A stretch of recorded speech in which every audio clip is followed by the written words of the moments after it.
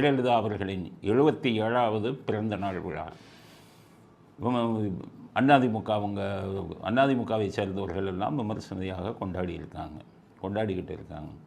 அவங்கள பற்றி நம்ம பெருமையாக சொல்கிறது என்னென்னு கேட்டிங்கன்னா, எனக்கு தெரிஞ்ச 2 விஷயம் என்னென்னு கேட்டிங்கன்னா, அவங்க மேலே 1008 இதை சொல்லுவாங்க. ஊழல் இதெல்லாம் சொல்லுவாங்க. எதுவுமே நான் ஏற்கனவே சொல்லிட்டேன். சசிகலா பண்ணது அவங்களுடைய தப்பை அவங்கள கூட வச்சது, அவ்வளோதான்.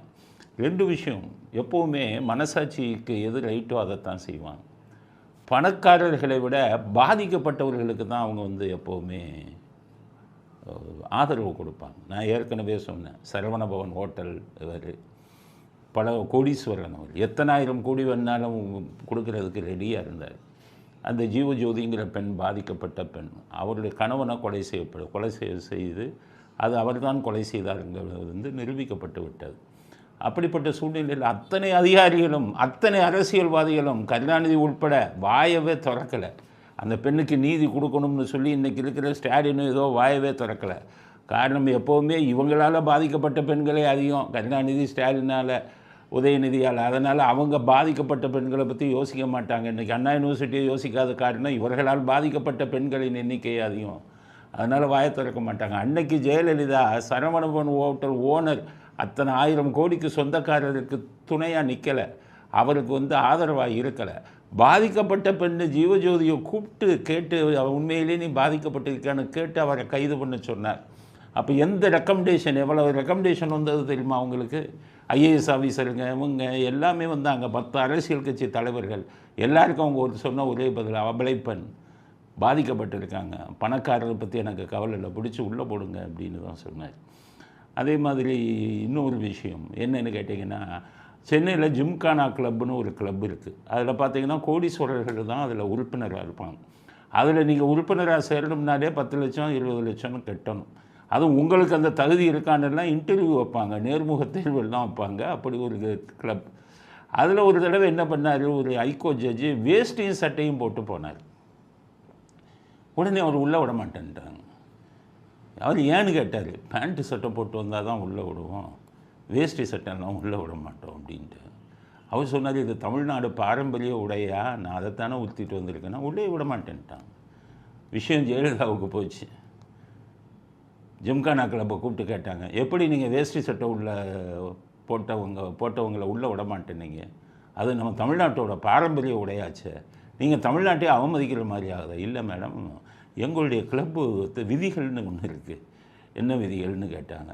பேண்ட்டு சட்டை கோட்டு இதெல்லாம் போட்டால் தான் விடுவோம், 24 மணி நேரம் டைம் தரேன், உங்கள் விதிகளை மாற்றுறீங்களா இல்லையா? ஜிம்கானா கிளப் மாற்றலைன்னா உங்கள் கிளப்பே இழுத்து மூடிடுவேன்னாரு. காரணம், அரசாங்க நிலத்திலெல்லாம் அவங்க இது பண்ணியிருந்தாங்க.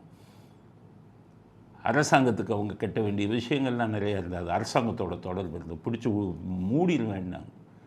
அவ்வளோ பெரிய கிளப்பு, பெரிய பெரிய ஆளுங்க தான், கோடீஸ்வரங்க தான் அதில் மெம்பருங்க. யாரையோ வச்சு பேசி பார்த்தாங்க, ஒழுங்காக உள்ளே மாற்று, வேஷ்டி சட்டை போட்டு உள்ளே வரவங்களை விட்டு தான் ஆகணும்னு சொல்லி பாதிக்கப்பட்டவர்களுக்கு துணையாக இருந்தால். இவங்க பார்த்திங்கன்னா டிஎம்கே பாதிக்கப்பட்டவனுக்கு எதிராக இருப்பாங்க எப்போவுமே. அந்த அம்மா அதே மாதிரி இது மாதிரி பல விஷயங்கள் சொல்லலாம். எல்லாத்துலேயுமே அவங்க மனசாட்சி பார்ப்பாங்க, ரைட்டாக தப்பான்னு பார்ப்பாங்க. ரைட்டுன்னா யார் வந்தாலும் கவலைப்பட மாட்டாங்க. அதே மாதிரி பெரிய ஆளுங்க பாதிக்கப்பட்டவங்களாம் அவங்களுக்கு தான் துணை நிற்பாங்க. இதுதான் அவங்க பிறந்த நாளில் அவங்களுடைய விஷயத்துக்கு முக்கியமான விஷயங்களில் இது ஒன்று. இன்றைக்கி பார்த்திங்கன்னா ரஜினிகாந்தே போய் மாலை போட்டு கும்பிட்டுட்டு வந்திருக்காரு போயஸ் கார்டனுக்கு. ரஜினிகாந்த் 1996 அந்த அம்மாவை அவ்வளோ விமர்சித்து பேசினார், அவ்வளவு தான் செஞ்சார். ஏன் ரஜினிகாந்தே போய் மாலை போடுறாரு சொல்லுங்கள்? ரஜினிகாந்த் குடும்பத்தில் ஒரு பிரச்சனை முதல் பெண்ணு கல்யாணத்தில் பிரச்சனை அவர் பாதிக்கப்பட்டார்.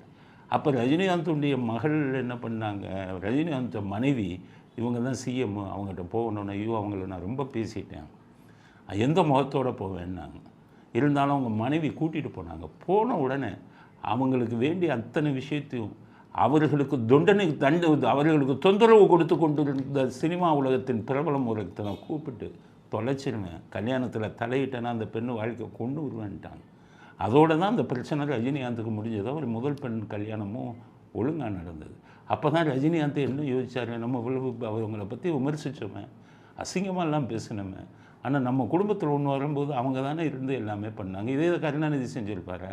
அவர் எதிர்ப்பக்கம் இருந்து ஒரு திரையுலக பிரபலம். அவரை குழம்பிய குட்டையில் விட்டு மீன் பிடிக்க தான் பார்த்துருப்பார். அவருக்கு ஓட்டு தானே மெயின். அப்போ தான் ரஜினிகாந்த் மனம் மாறினார். அடுத்து பேசுகிற ஒவ்வொரு தேர்தல் ஒவ்வொரு மீட்டிங்லேயும் பார்த்தீங்கன்னா புரட்சி தலைவின்னு பேசினார். அந்த அம்மா இறந்த உடனே அவங்க உடலை தொட்டு கண்ணீர் வடித்தார். ஸோ அவங்களுடைய கருப்பு பக்கங்கள் தான் சிலருக்கு தெரியும். அவங்களுடைய உண்மையான பக்கங்கள் பலருக்கும் தெரியாது. அப்படிப்பட்டவங்களை வந்து இப்போ யார் நினைக்கிறார்? இன்றைக்கி போய் எடப்பாடி போய் மாலை போட போகிறாரு. அப்போ இங்கே சீனிவாசன் ஒரு முன்னாள் மந்திரி, அவர் கோமாளி இருந்தாலுமே ஒரு மந்திரி, அவர் வந்து ஜெயலலிதா படம் போட்ட புஸ்தகத்தை எடப்பாடிகிட்ட கொடுக்குறாரு. எடப்பாடி பிடிச்சி தள்ளுறாரு. அந்த புஸ்தகத்தை கையிலே வாங்க மாட்டேங்கிறாரு.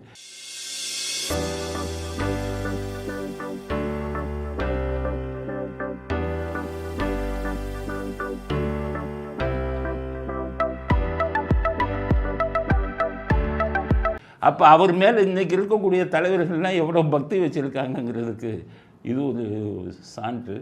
அதனால் இது அதிமுக இன்றைக்கி இருக்கிற ஆளுங்கிட்ட சொல்கிறேன், ஒழுங்காக ஜெயலலிதா அவர்களையும் எம்ஜிஆரையும் மனசில் வச்சு கட்சி நடத்துங்க. உங்கள் மூஞ்சியை காமிச்சிங்கன்னா டெபாசிட் போயிடும் எல்லா தொகுதியிலையும். அவர்கள் 2 பேரையும் முன்னிறுத்தி கட்சியை நடத்துங்க. இல்லைன்னா அதிமுககாரனே உங்களை விரட்டி அடிப்பான். இந்த பிறந்த நாளில் அதிமுககாரங்களுக்கு நான் சொல்கிறது, எம்ஜிஆரையும் ஜெயலலிதாவையும் முன்னிறுத்துங்க. அவர்களை மதிக்கக்கூடிய தலைவர்களுக்கு ஆதரவு கொடுங்க. தான் பெரிய ஆளுன்னு நினைக்கக்கூடிய தலைக்கணம் இருக்கிற தலைவர்களை விரட்டி அடியுங்கள். எப்போதுமே அவர்கள் இருவருக்கும் அவர் சார்ந்த கட்சிக்கும் நீங்கள் விசுவாசமாக இருங்க அப்படிங்கிறத நான் உங்களுடைய நான் எம்ஜிஆர் அனுதாபியாக இருந்தாலும் இன்றைக்கி கட்சிக்கு வந்து தொண்டர்கள்ங்கிறதுல உங்களுடைய பங்கு தான் முக்கியம். இப்படிப்பட்ட தலைவர்கள் எல்லாம் பார்த்துட்டு தான் நான் வந்து இதை விட்டு வெளியில் வந்தேன். அதிமுகவில் முதல்ல இருந்து அதை வந்து விட்டுட்டு வந்தேன். அவர்கள் என்றைக்கு இறந்தாங்களோ அன்றைக்கி விட்டுட்டு வந்தது காரணம் இந்த 2ஆம் கட்ட தலைவர்களின் லட்சணம் எனக்கு தெரியும். ஒருத்தருக்கு கூட விசுவாசங்கிறது இல்லை. அதனால தான் சொல்கிறேன். அந்த அம்மாவுடைய இந்த பிறந்த நாளில் அனைத்து இந்திய அதிமுக தொண்டர்களுக்கெல்லாம் என்னுடைய வாழ்த்துக்களை தெரிவித்தோம்.